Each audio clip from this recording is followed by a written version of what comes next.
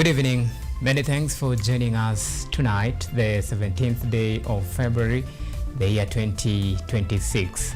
Indeed, the political temperature in the country is boiling ahead of the 2027 general elections.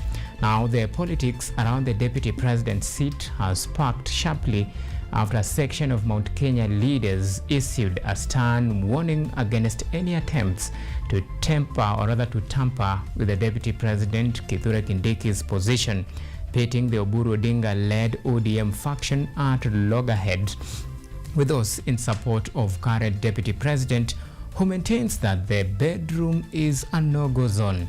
Now, the pro-Kindiki faction insists that the DP seat belongs to the Mount Kenya and that is not a seat to be traded in any negotiations.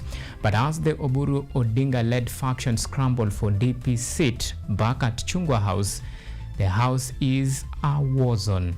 Now, the ouster of embattled ODM Secretary General Edwin Sifuna seems to have divided the orange even further, with the Sifuna-led rebel group defying the party hierarchy to embark on a series of rallies dubbed Linda Mwananchi.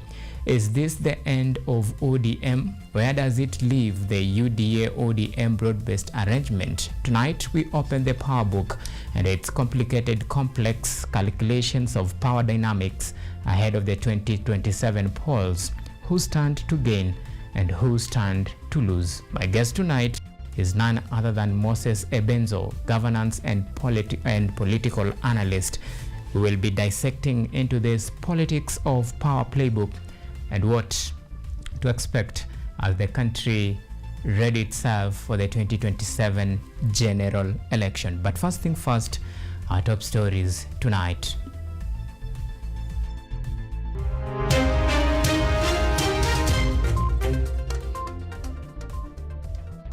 Tonight, Ministry of Roads and Transport held a conciliatory meeting between the Union, the State Department of Labor, the Kenya Civil Aviation Authority, and a return to work formula has been formally agreed upon. Back to the sky. Aviation workers at JKIA resumes operations after penning down a return to work formula.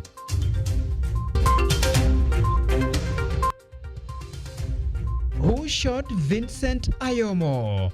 The family of slain Kitengela man demands justice for their kin.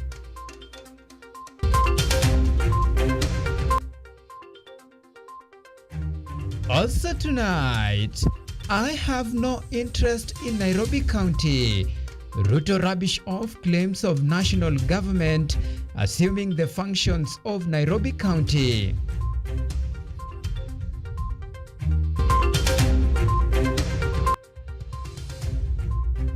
Plus, relief at last. Victims of Maimahiu Dam tragedy receives title deeds after 19 months of waiting.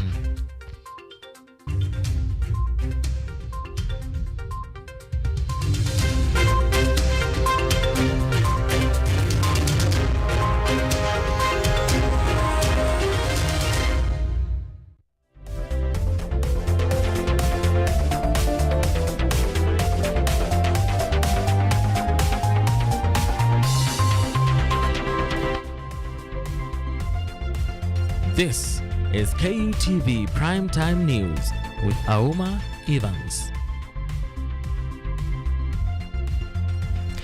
It is takeoff time. My co-pilot tonight is Joy Mutava. Remember, you can chip in, and of course you can follow our broadcast tonight on all of our social media platforms. We are coming to you live on YouTube at KUTV News Live. You can tweet us on X at KUTV_Kenya at Auma Evans. The hashtag to use, State of the Nation. So tonight we begin State of the Nation with Motors Transport.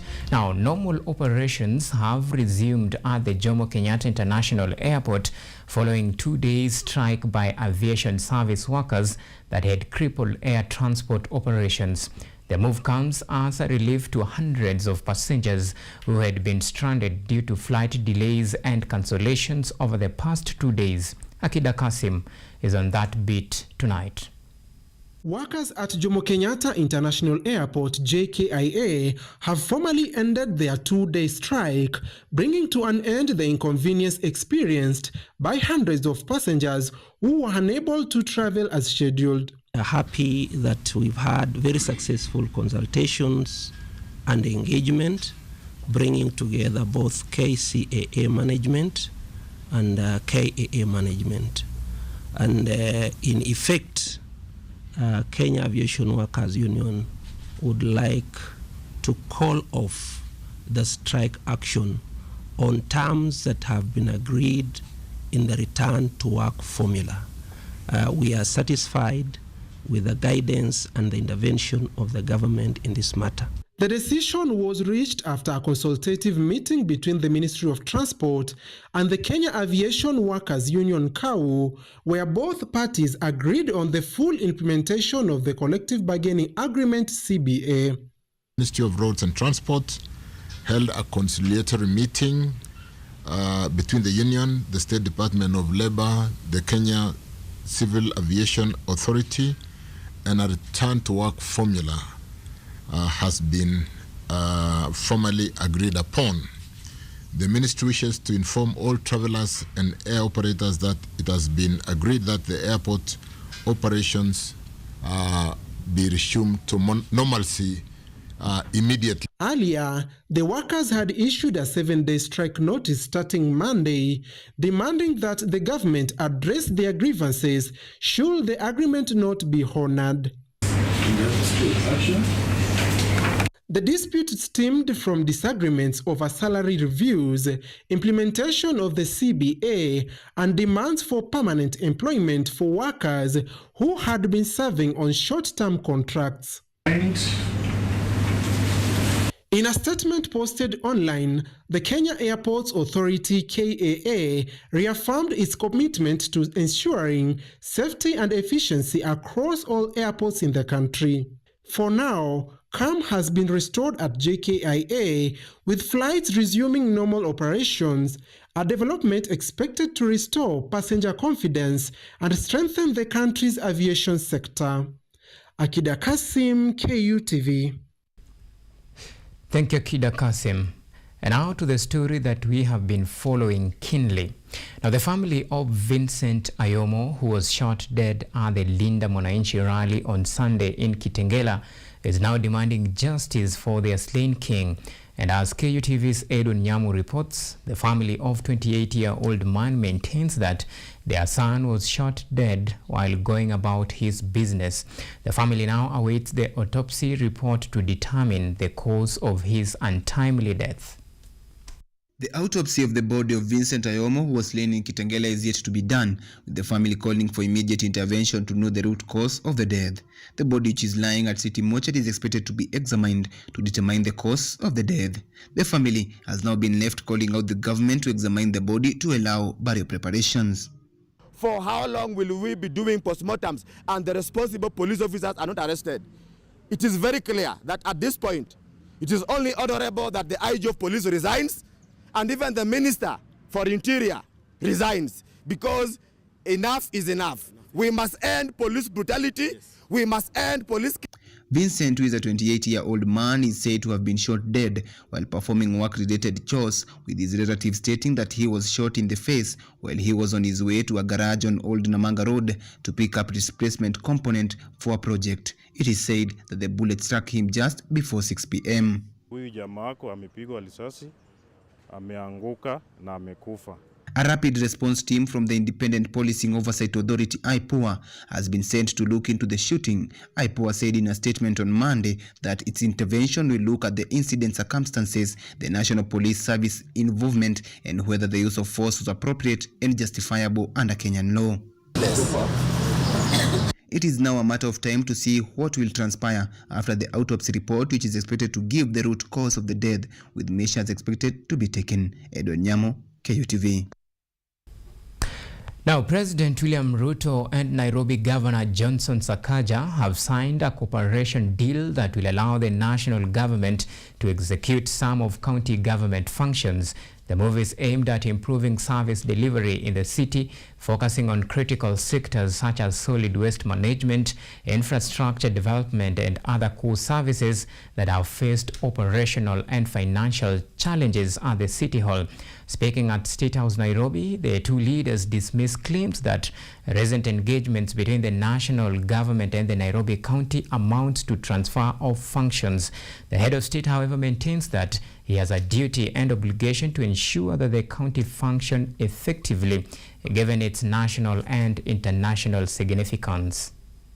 This cooperation agreement focuses on 4 key work streams: water and sewerage, roads, bridges and drainage, housing and related infrastructure development, including lighting, as well as solid waste management and Nairobi rivers regeneration.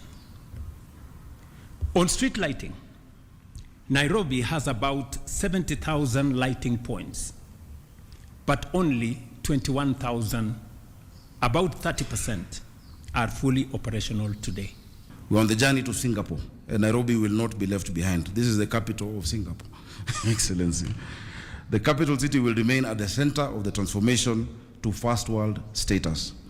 This agreement provides for a two-tier governance structure for its successful implementation. The steering committee, which will be chaired by the Prime Cabinet Secretary as the coordinator of national government ministries and agencies, deputized by myself, and comprising of cabinet secretaries as well as county staff, will set the overall policy goals and direction. At the same time, Deputy President Kithure Kindiki today presided over the issuance of title deeds to 105 victims of the 2025 Mai Mahiu floods tragedy in Nakuru County. Kindiki assured the affected families of government continued support in housing and infrastructure to ensure sustainable livelihood and resilience against future disasters, as Edna Nerea now reports. The state has advanced its post-disaster recovery plan for Mai Mahiu floods victims, with Deputy President Kithure Kindiki overseeing the allocation of 105 land title deeds to households affected by the April 2024 floods disaster.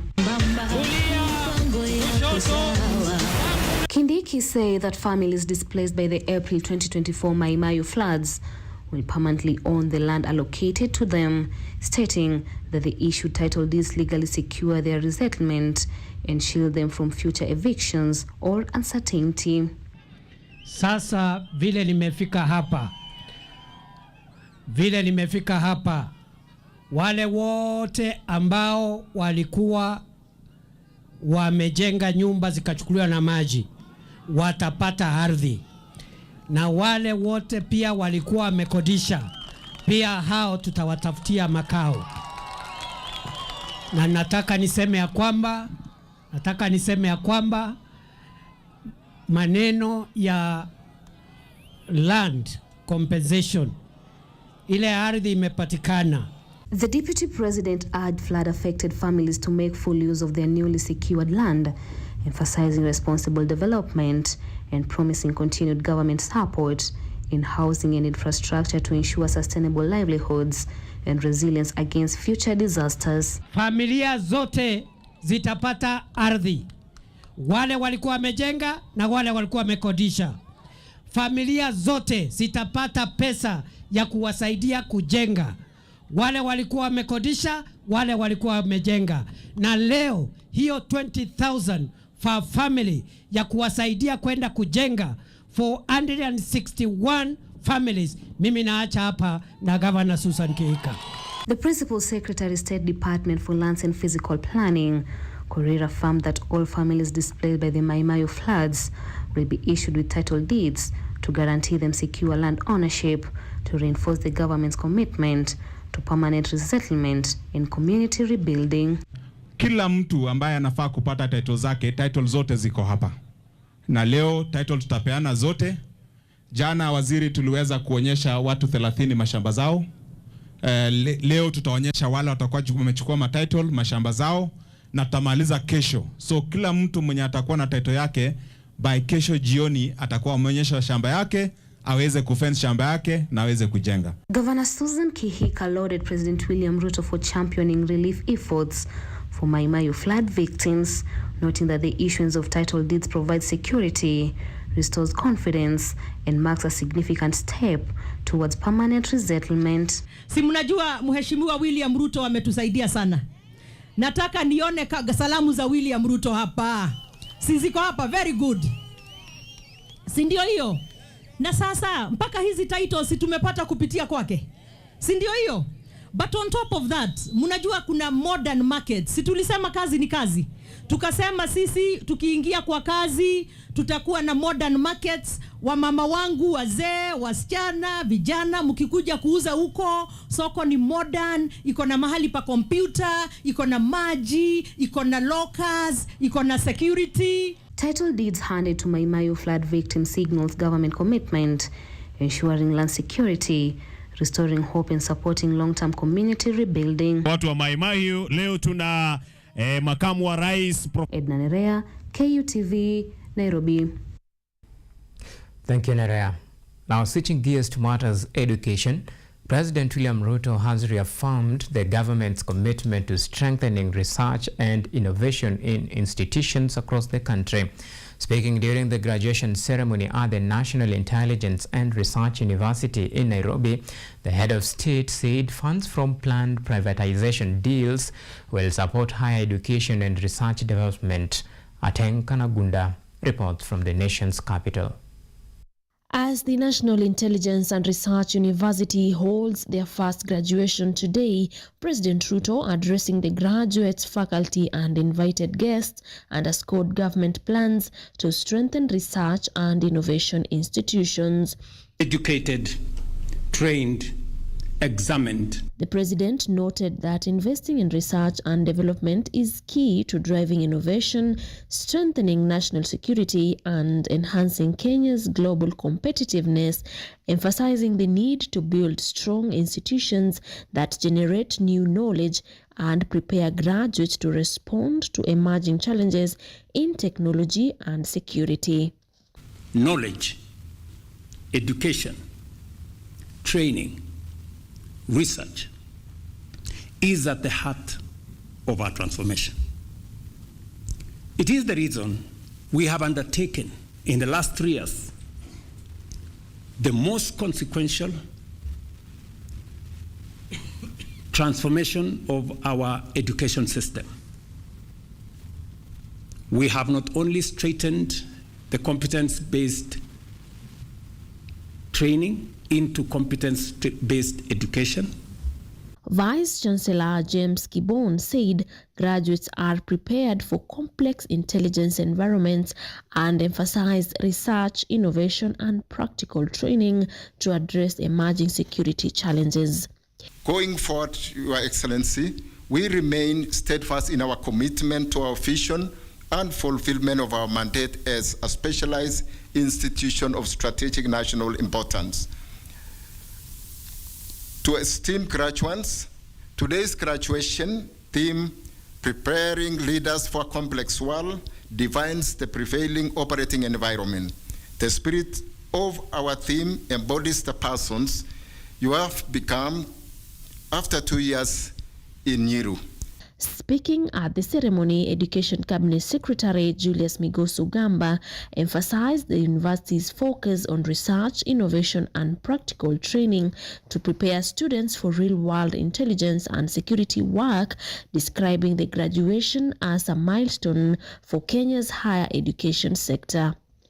Your Excellency, as a ministry, we are proud that through these academic programs, this university has lived true to its charter by focusing on its niche area of intelligence education and applied research.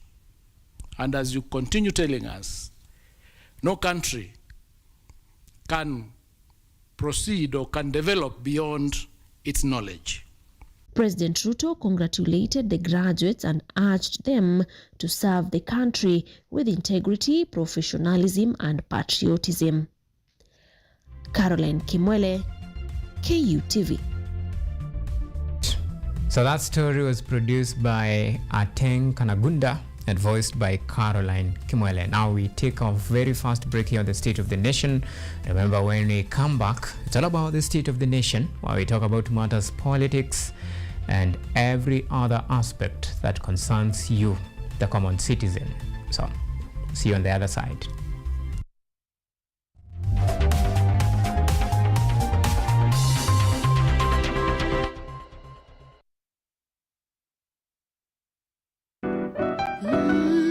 Miti miti, panda panda, miti miti. Our planet's future is in our hands. However, there is a threat to the brightness of this tomorrow. On EarthCheck, we share the challenges, the solutions, and the hope. I would call this a very momentous day, a very critical day. Every episode, every story, every step we take creates a ripple. Join me, the environmentalist Emmanuel Kutosi, on KUTV every Wednesday at 8 p.m. and be part of EarthCheck. Welcome.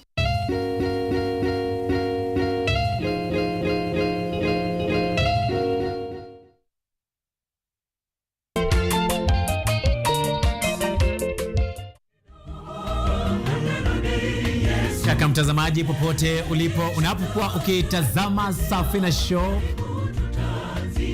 inang'oa nanga sasa hivi. Ungana nami Albanas Mwania, nahodha wa Safina Show, nikutoe ng'ambo ya pili hadi ufuoni. Safina Show, sauti ya matumaini.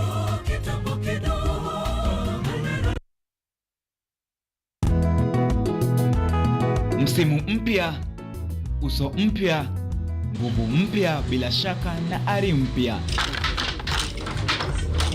lakini dhamira ni ile ile: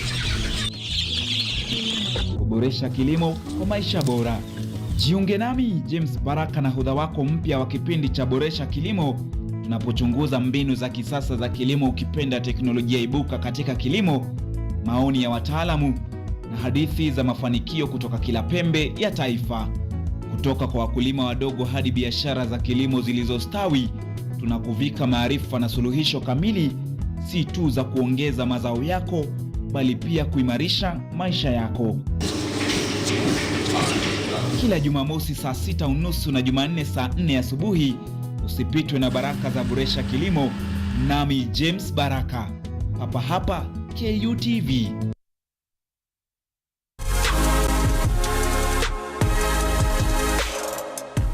Fashion. It's more than just clothes. It's a statement, a feeling.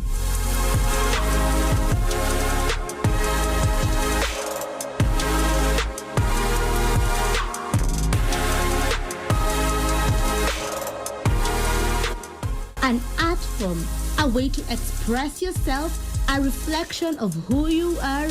It's Fashion Diaries.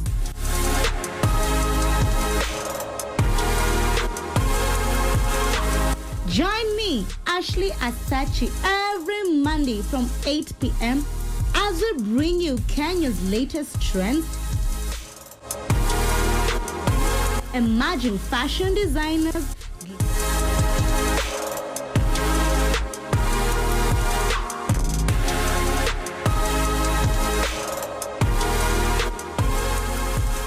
glamorous fashion events,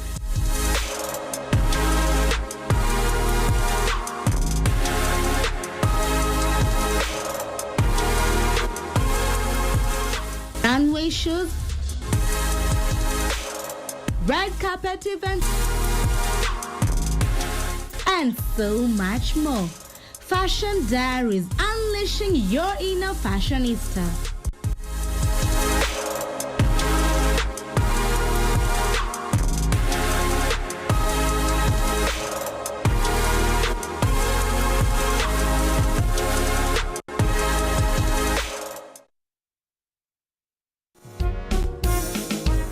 A new era, a new people.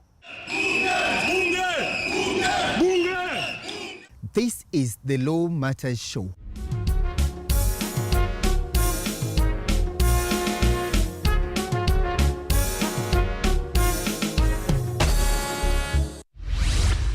A program that brings you legal sensitization on your television. My statement is written and just the quote the prosecution. I think that this loss is a setback for Raila Odinga.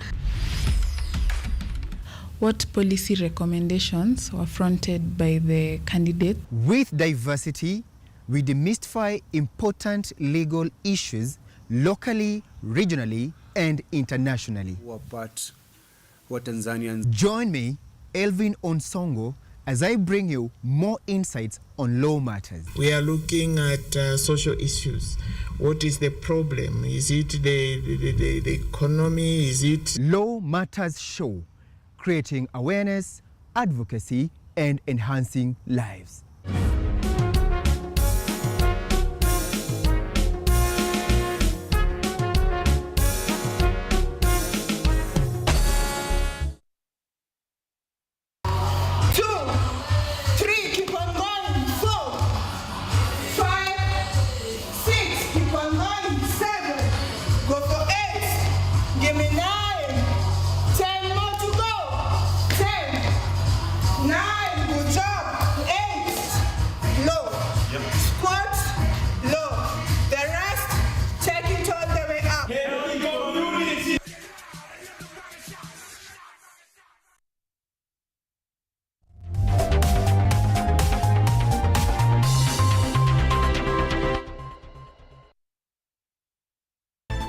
You are watching KUTV Primetime News with Auma Evans.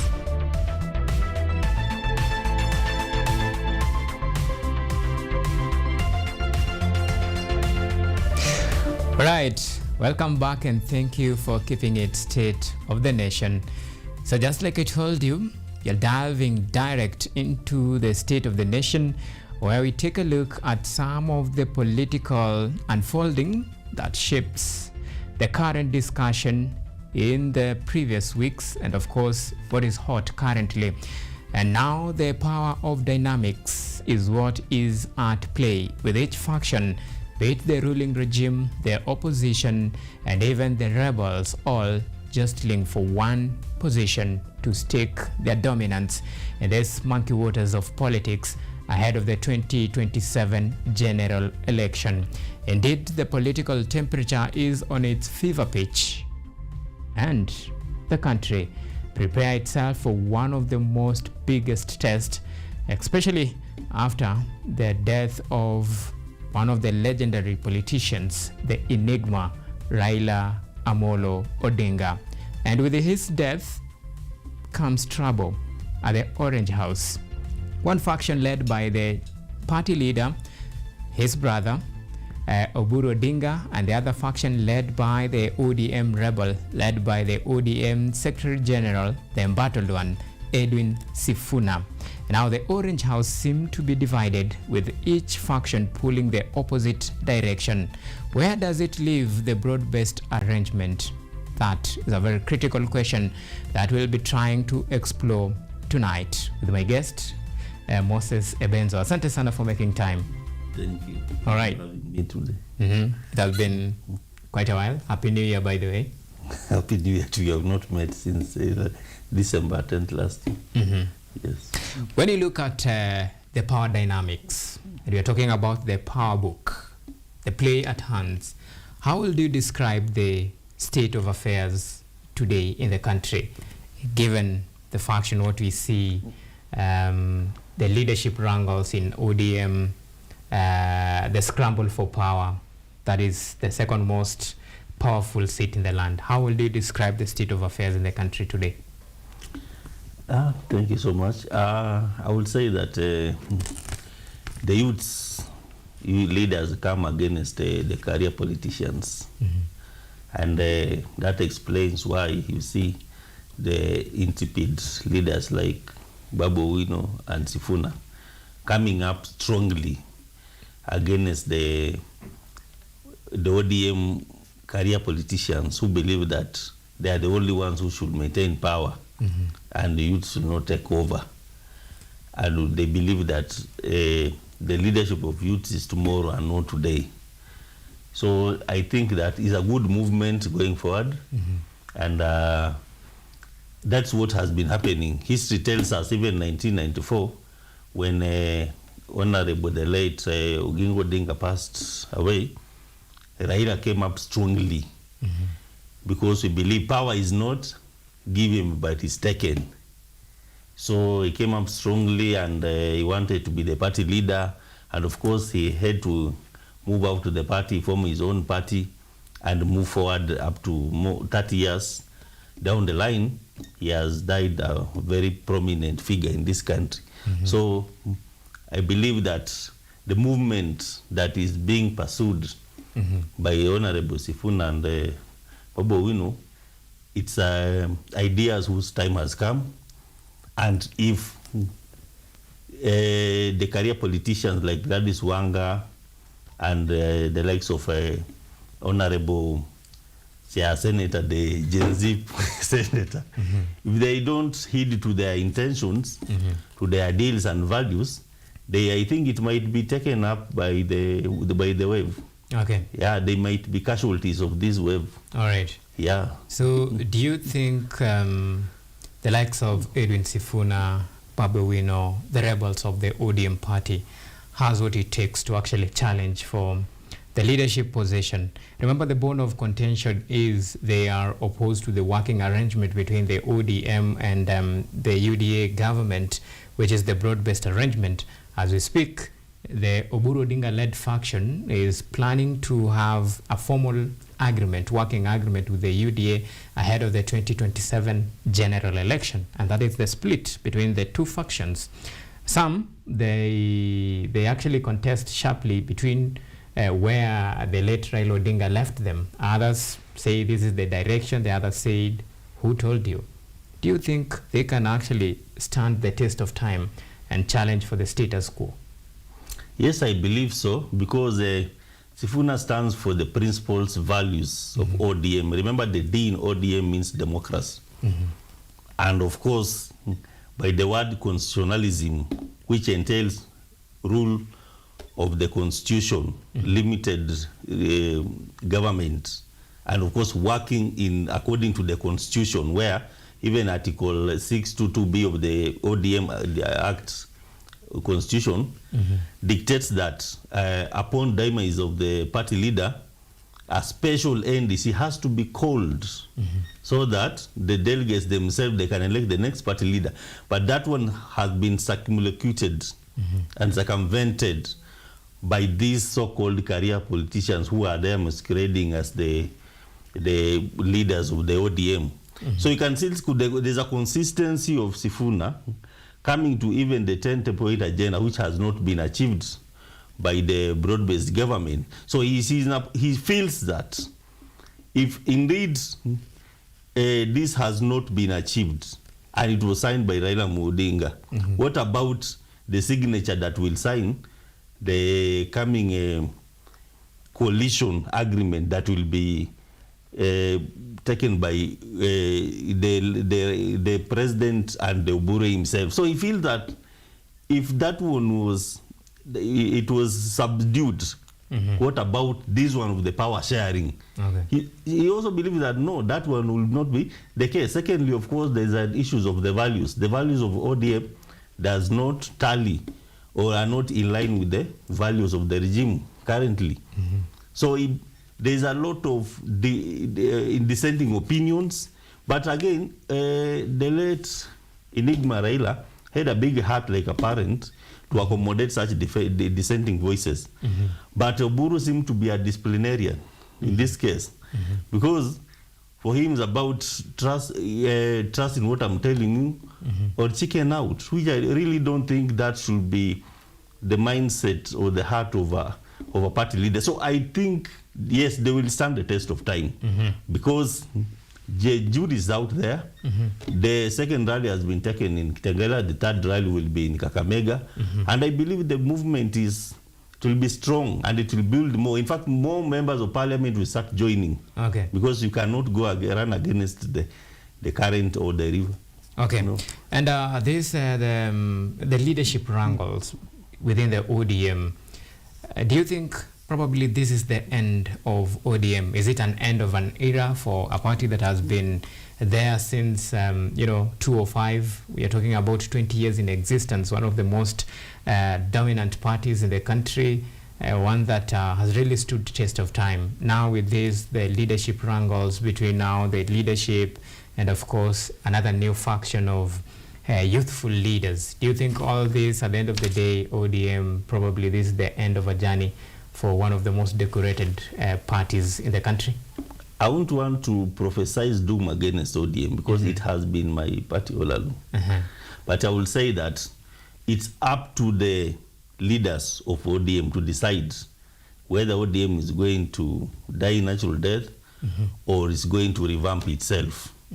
You see, even a snake, when it gets old, it has to peel off its skin. That means new leadership, young blood. In simple way, if I can be able to define the elements of a party leader without even mention names, number one has to be energetic. Number two, charismatic. Number three has to accommodate the evangelist opinions. Of course, and number four, a party leader of any party, political party in this country must be in a position to be president. But now, in this scenario, we are having a party leader in ODM who, by all standards, even if tomorrow Ruto says that, okay, fine, ODM, I want to give you the deputy president, he's just the one who will take over the deputy president. And of course, I also want to contravene the opinions of the people who always believe that Raila never nurtured anybody. But now, in the event that you are saying Raila never nurtured, that's why we gave Oburu Odinga the party leadership. Why are you also giving him? In fact, you are only complicating the whole scenario by he cannot be the presidential flag bearer. It will bring more war. In fact, I want to predict that it will be more. There will be a lot of wrangles of ODM next year than even this year.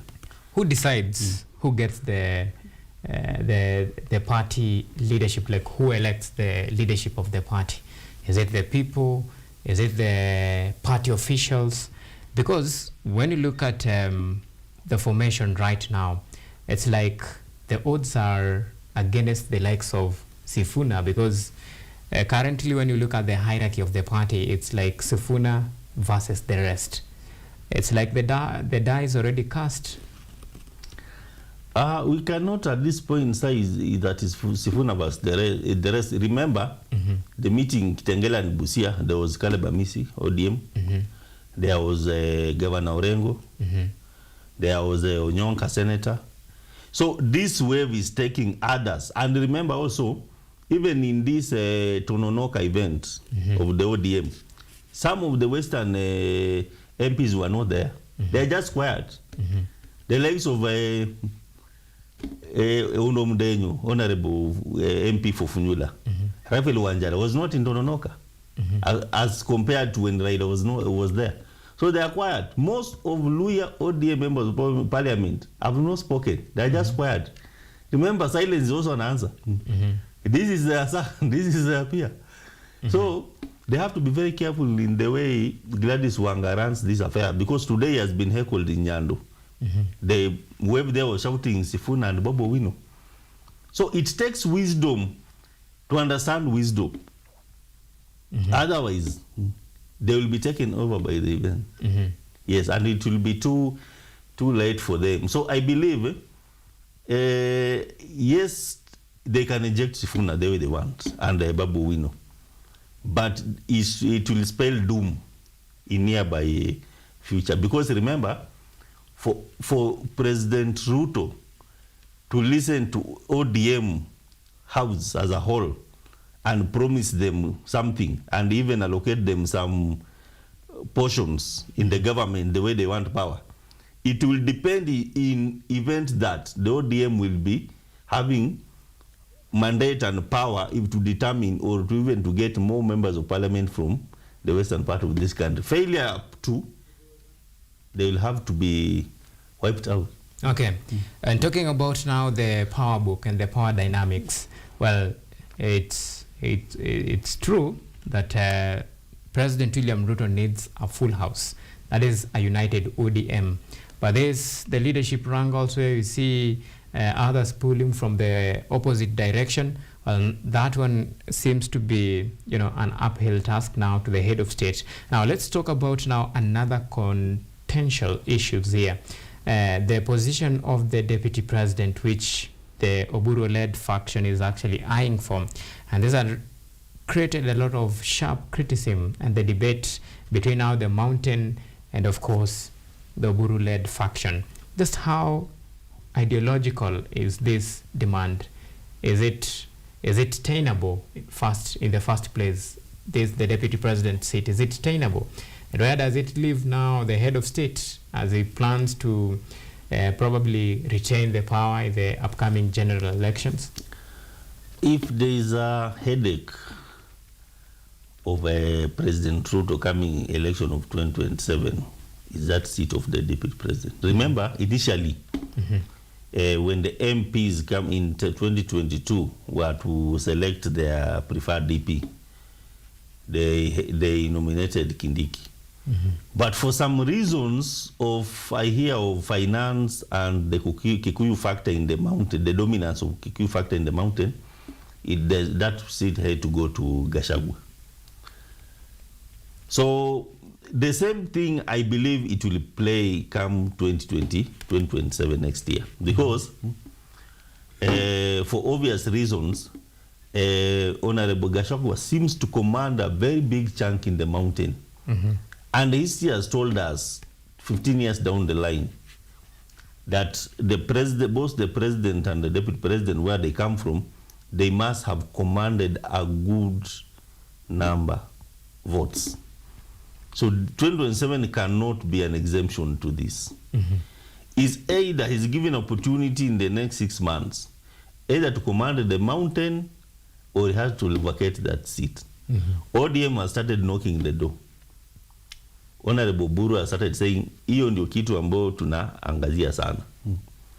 That's a message to him.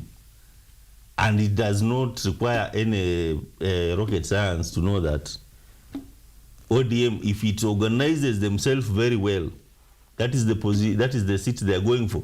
And in the event that the ODM will not be given that DP seat, we might have vote apathy in Nyanza. Remember, even the times that Honorable Raila was the one vying for presidency, the percentage of voting in Nyanza has not been even more than 65 or 70. But what about when none of their son is vying? We might experience vote apathy. And we cannot replace 4.7 million votes in central Kenya with around 1.5 votes in Nyanza. Because remember, Nyamira and Kisii counties are in Nyanza and they are going with Matiang'i. So what remains there?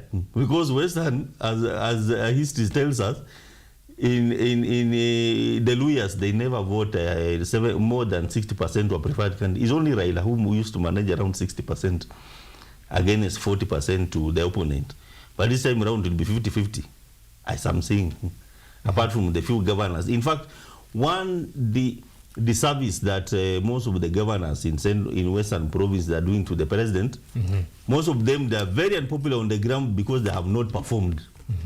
So they are just hiding behind the broad-based to avoid EACC on their backs. And that one, it will be catastrophic to the president. It's an undoing to the president himself. Unless now, free nomination to be done on the ground, allow other aspirants to come on board. And actually, according to me, I believe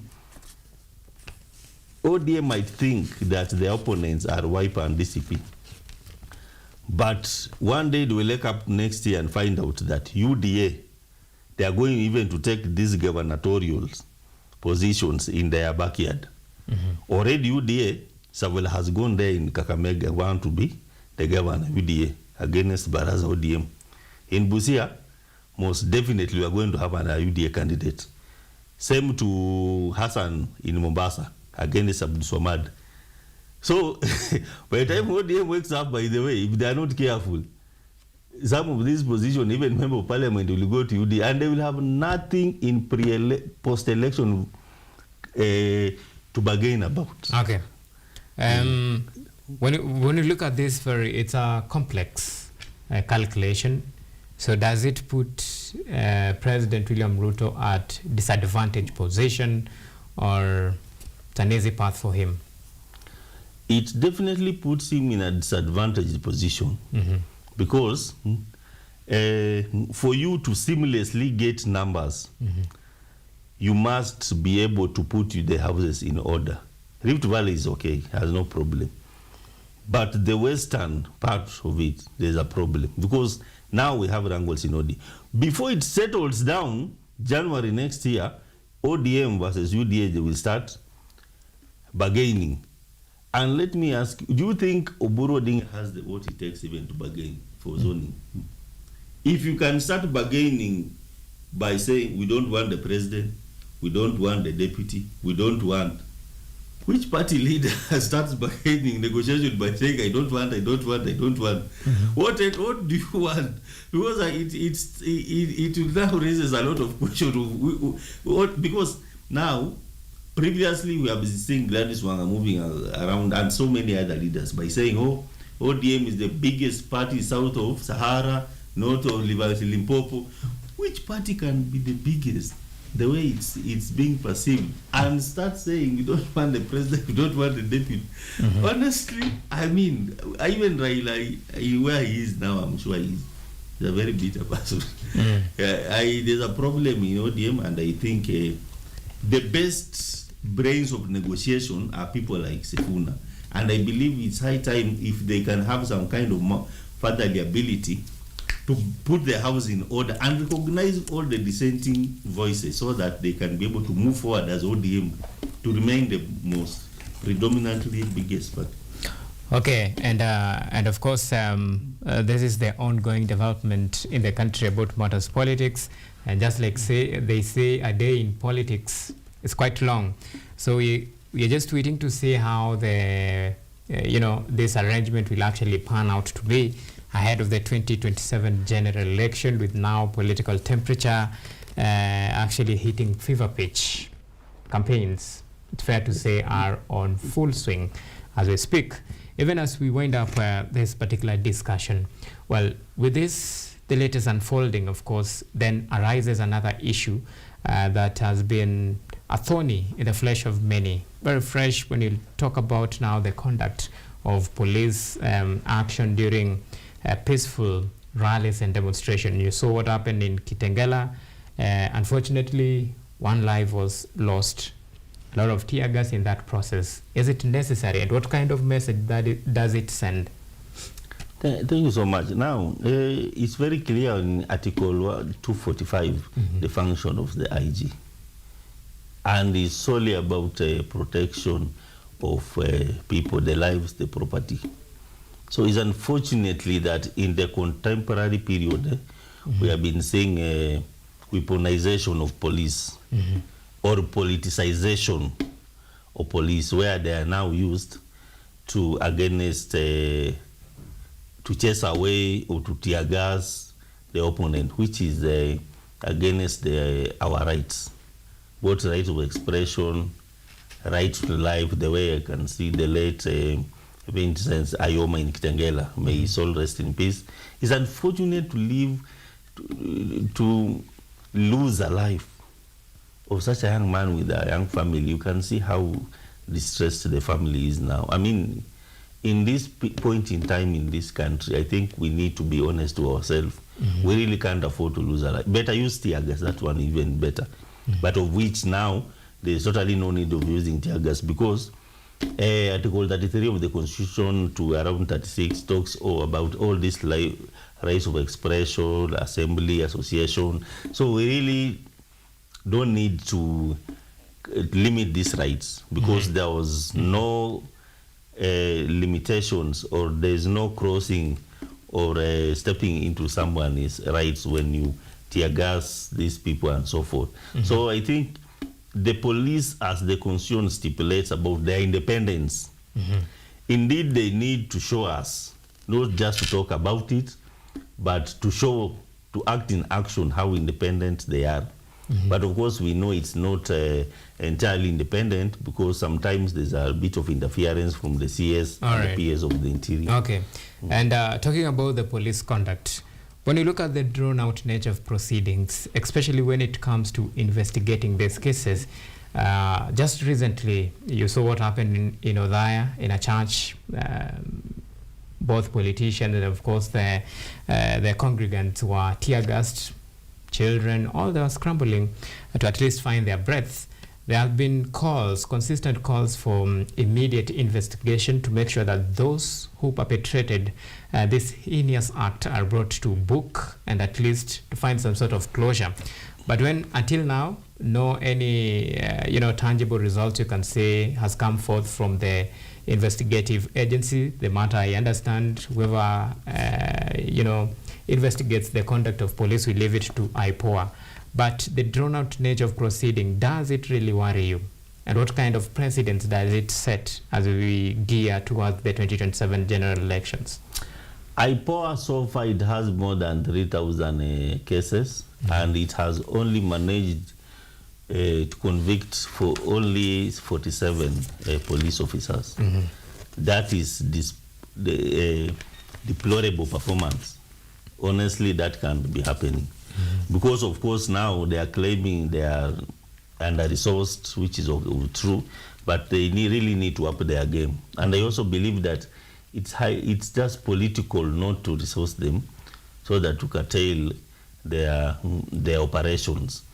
As much as IPOA is independent, but again, it's just becoming like a department in the Ministry of Interior, which is against, of course, the principle of separation of power. So IPOA really has to come up strongly. And today I've seen the chairman of our IPOA, Hassan, has resigned. So that also shows there's a lot of in-house probably fighting, or there's something totally wrong about how IPOA is conducting its thing. So I want to condemn the actions of the police brutality and excessive force against innocent citizens, especially in church. Okay. Church is an institution of religious institution, which is even attacking the church is against international laws. By the way, some of these actions they are doing, the international crimes, crimes against humanity. So they have to be very careful. There's a thin line between political violence and international crimes. And if you're not careful, some of those things, they can put you in trouble. All right. Yeah. Okay, so many thanks. But I think the resignation of Isaac, his son, as the chair of IPOA was as a result of his appointment to, he was among the 15 members appointed by President as the judge of Court of Appeal. So as a result, obviously, that was the case. Anyway, many thanks for making time. Asante sana for making time. Moses Ebenzo, governance and political analyst. Well, now we are taking yet another very short break. When I come back, it's all about motorsports.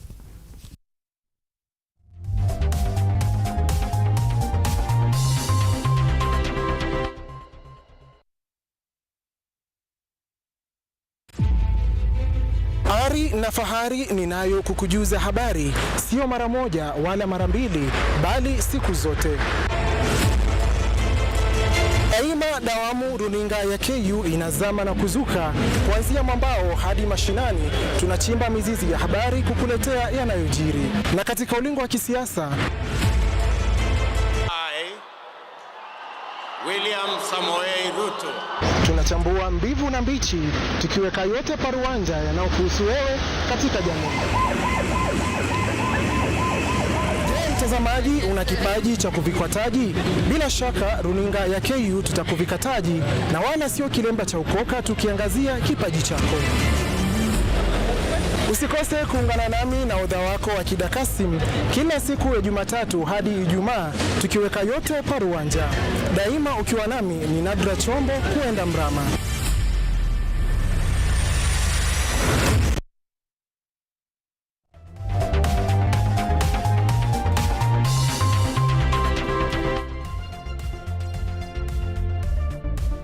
You are watching KUTV Primetime News with Auma Evans.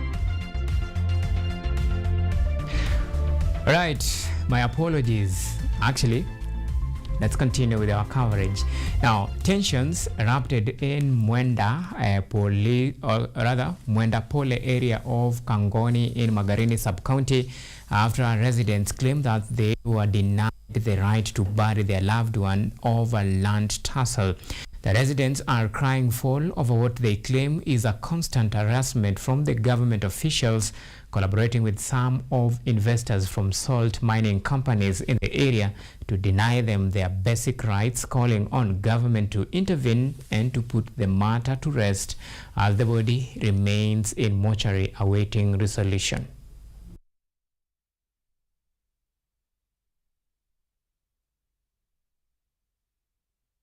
Kanagoni in Magarini sub-county have protested at the residents of the Mwenda Pole area located in Kanagoni in Magarini sub-county have protested against what they claim is oppression and harassment by some government officials in the area. Speaking with sorrow and anger, the residents say that their basic rights have been denied, including a recent incident where they were prevented from burying a loved one on a piece of land they claim to have owned for many years without any dispute. Alikufa pale tarehe 2 mwezi huu ambao ni wa pili, lakini badala ilipofika tarehe 13 tuliona tu askari anaingia pale nyumbani na lile tinga, wakaja wakafinika ile kaburi. Halafu cha kushangaza, sikuona mzee wa mji, sikuona hesabu chifu, sikuona chifu angalau aje. Je, tutakosa mahali pa kula, tutakosa mahali pa kuzikana, tutakosa mahali pa kuishi. Halafu serikali ambayo umeichagua wewe ambaye ni rais inatufinyilia, na hiyo serikali uliiweka kwamba itulinde. Je, sisi tuna usalama gani kufikia sasa? The residents claim that some investors from salt mining companies in the area are collaborating with government officials to seize their land and deny them the right to use it. Mzee wa kijiji, assistant chief na hata dio walifanya mambo ambayo hawakufuata sheria. Walikataza kwamba tuweze kuzika. Kuna mtu wetu alikufa ni Jonathan Baraka, mtoto wa mama siasa Kahindi. Alikufa tarehe 2 mwezi huu wa pili. Isabu chifu na mzee wa mji ndo ambao wanatuletea balaa huku. Sisi wanataka kutufukuza kwa sababu wachukue pesa kwa yule bwenyenye. The residents are now appealing to President William Ruto to intervene as quickly as possible to resolve the conflict while the body of the deceased is still lying in the mortuary at Star Hospital in Malindi as they await a solution. Sisi ni wazaliwa wa Kenya na hapa hatuondoki, tafanya nini? Kwa hivyo wajue kwamba sisi tumezika watu, death certificate, burial certificate tuko nazo hapa, na ilikuwa ni haki yule kijana azikwe hapa, manake ndio ni kwao. Kwa hivyo kitu alichokifanya dio Ruto amfanyia, achukue hatua ya mara moja. Within 7 days huyu mtu aondoke ama afutwe kazi. Kiwa wewe Ruto, kazi yako ndio tukupatie kura, halafu sisi hawa watu wako walioandika kazi watudhulumu sisi binadamu. Basi tumechoka na tumechoka. Tunataka haki yetu, sisi tunataka haki yetu. Kwa sababu gani sisi tukupigie kura, sisi tutaseke hapa ulimwenguni? Justice, transparency and protection of land ownership are now being demanded to restore peace in the area. Haki yetu, tunataka haki yetu. Atenka Negunda, KUTV. Now, the government's move to implement the electronic government procurement system has been hailed by Embu County suppliers as a long-awaited reform that will break up long-standing cartels and bring back fairness in awarding public tenders. Participants at the training session at the University of Embu stated that the manual procurement procedure has excluded legitimate and competent providers for years. The National Treasury, in collaboration with the Kenya National Chamber of Commerce and Industry, arranged the forum through the State Department for Public Investment and Asset Management. Now, experts at Mombasa workshop are now calling on the African countries to unite against illegal, unreported and unregulated fishing, warning that weak regional coordination is driving economic losses, threatening food security and endangering aquatic biodiversity, urging Intergovernmental Authority on Development member states to strengthen regional monitoring, control and surveillance system immediately. African fisheries experts have warned that illegal, unreported and unregulated fishing continues to devastate economies, food security and aquatic biodiversity, urging intergovernmental authorities on development IGAD member states to strengthen regional monitoring, control and surveillance system immediately. Water bodies that support aquatic lives. Mr. Joseph Mahonga, Acting Director of Fisheries and Aquaculture, warned that illegal, unreported and unregulated fishing continues to cause massive economic losses, with Kenya alone losing an estimated 40 to 45 billion shillings annually, citing limited resources and insufficient technical skills as key barriers to effectively combating the illegal and unsustainable fishing practices. It is estimated that Kenya loses up to 45 billion shillings annually due to IUU fishing.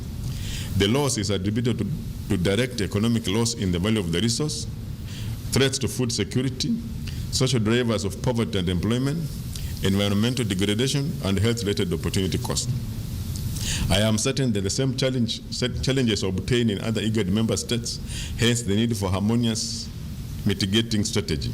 The stakeholders warned of fishing maritime theft, stating that it devastates fish stock, food security, livelihoods, and national revenues, urging coordinated regional enforcement, technology use, and strengthened monitoring, control, and surveillance system.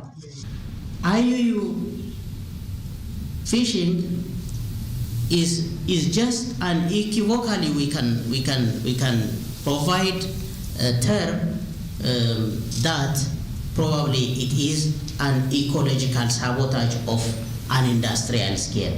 It's not a merely regulatory infraction of the region, but it is a big industrial scale loss of the fish stocks. In the IGAD region, we lose on average about $500 million every year. Africa is estimated to be losing 4.7 million tons annually to fishing crisis. Experts warn that weak monitoring and surveillance system are driving environmental degradation and threatening food security, livelihoods, and biodiversity. Weak MCS systems have largely contributed to increased incidences of unsustainable practices and reduction in population of valuable fish species. They've also resulted in the loss of aquatic biodiversity in African large marine ecosystem and inland waters, posing a significant threat to food security, livelihoods, and income with over an estimated 200 people that depend on these valuable resources. African nations are calling for stronger regional cooperation and enhanced surveillance to combat the fishing crisis, safeguarding economies, food security, livelihoods, and aquatic biodiversity. Now, business dealers in Nairobi have expressed concerns of a possible increase of illegal tobacco products in the event that the Senate approves the Tobacco Control Amendment Bill of 2024 in its current form. The dealers who were speaking in Nairobi cautioned that the proposed changes, particularly the prohibition on flavor in tobacco and nicotine products, will destroy their companies by pushing customers to illegal alternatives. They contended that illegal traders will swiftly take advantage of the void left by the ban. Their worries are similar to those of entrepreneurs in Mombasa, Eldoret and Nakuru, who have also pleaded with lawmakers to reconsider the plan.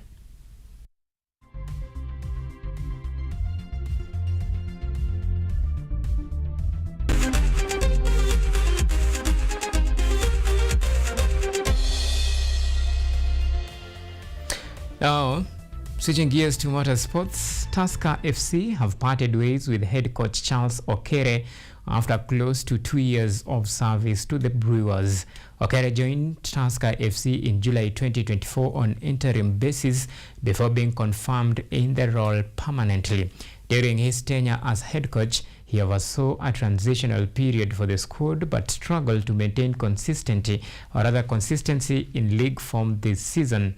Julian Mete will take the mantle of spearheading Tusker for the remainder of the season until his permanent replacement is found.